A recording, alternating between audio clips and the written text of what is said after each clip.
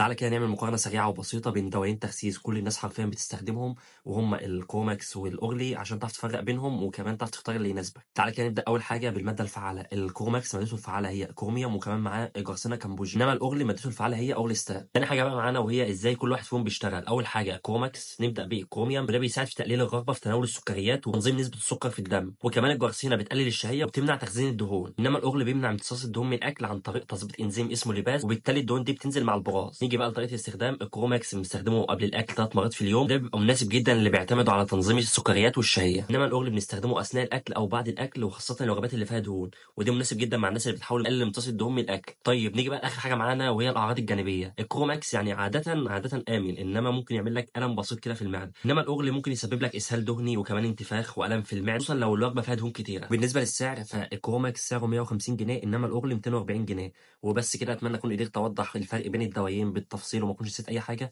فلو عندك أي سؤال بخصوص الدوايين دول اكتبه في الcomment.